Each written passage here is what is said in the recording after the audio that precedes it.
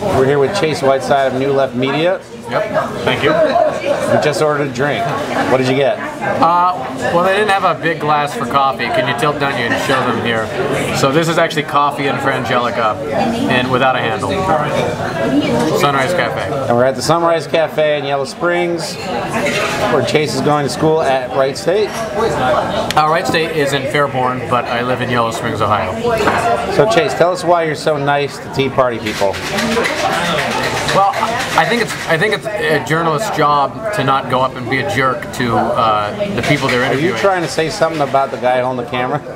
Well, I think we both know that I don't agree with the way you go about interviewing members of the Tea Party, because I'm actually interested in what it is they believe. How are they members of a Tea Party, though? I'm sorry, I don't understand. How are they members? Well, is there a membership? Well, it's not like there's a membership registration, but people who would self-identify as people who support the Tea Party movement. Okay, so they're not members. And the reason I interview them with respect is because I do have respect for them, and I'm genuinely interested in what it is they believe, and even more than that, why it is they believe what they believe. And I think the only way to get at that is if you treat them with respect as you would treat anyone else. And I hate speaking about them like they're this incredible other, because I don't think that they are. But I want to know actually, what their positions are and how they got to having them. And you don't get that by going up and say, I think one of yours is, why the fuck did you ruin our country, right? Right. You're right. We have different styles. That would not be how I would approach anyone for any reason. Okay, so what have you learned? I think we've learned lots of things. I think that what we learn is that people's memories are short in terms of their memory of political issues, whether it be the deficits run up under George Bush and why didn't they appear then. And I think that what the biggest thing that our videos show is that people who are getting their news from sources that repeat time after time the same narrative, that regurgitate these talking points, the result of that is that members of the public end up having those narratives and believing them, even if they're not true or if they're dubious assertions. And whether this be conspiratorial, like it be Barack Obama's, the charge that Barack Obama is not from the United States, or that he's at once a radical Christian but also a radical Muslim, or whether it be something that is more legislative based but also untrue. It's also conspiratorial. It's sort of a pattern, like say the supposed death panels in the healthcare bill. So what we're seeing is these people in the Tea Party movement, and I think in most people involved in politics, aren't in a place where they're fact-checking their information with reliable news sources, because the news sources themselves aren't interested in doing that. They're interested in creating entertainment, and the result of the entertaining news narratives, which are good for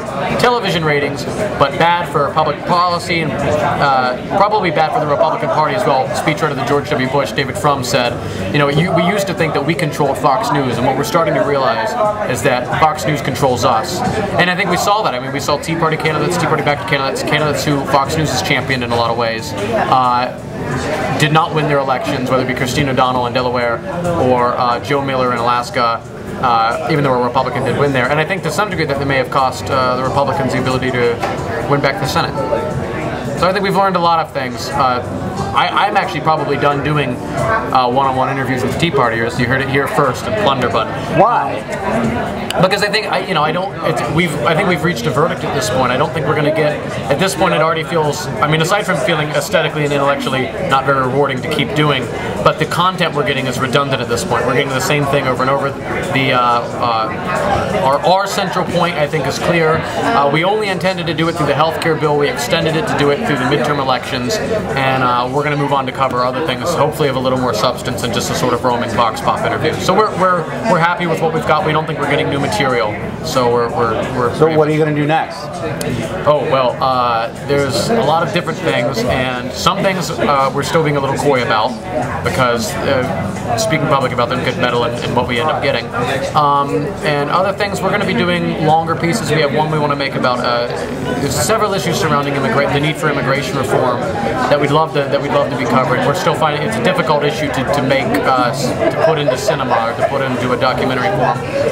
And then as well, we hope to work on some short films that might not be so expressly political about some different issues. So you have to wait. I know I'm not offering a lot, but you I may not even be on camera, which would be for me a nice thing, because that was never my intention, was to be on this side of the lens. So it'll be nice for me to get back and actually go back to the filmmaking that I wanted to do. So thank you. What do you want to do with your media background, this experience that you've created for yourself? Where does this go for you? Well, it's a good question. I mean, I still have to like make money. You know, I'm not like the heir to a large fortune, nor does a film degree really guarantee like a career. So I have to figure out a way to like do what I consider it. I do consider it to be important work, and I take it seriously.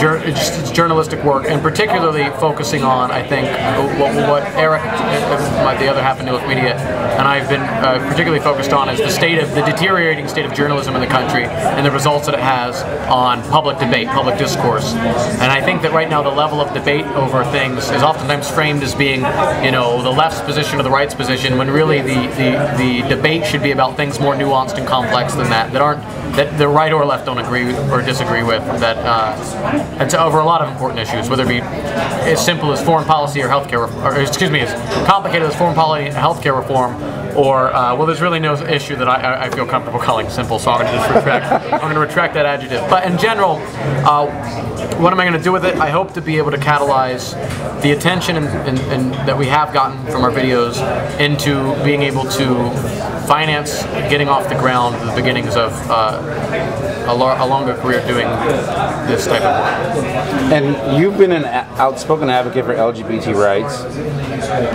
Right. Where do you think someone like you fits in to the fight? G in this case. I'd be the G in the LGBT. No. I put the B in LGBT. Oh, well, good. Well, good. Well, I think that there's been a generational change. I think the success of the activists of generations prior to me has made being gay, my being gay, not as much of a definitional characteristic that it used to be. So I self-identify first and foremost as I'm a gay person who, or you know. So to me, it's like a secondary. I'm gay, and that's notable to a lot of people, particularly I think a lot of them older gay people find it especially interesting. Younger people, I don't think feel one way or another. I do think there are a lot of things that we need to work together. Younger activists still need to fight for some specific LGBT rights, whether it be Employment Non-Discrimination Act.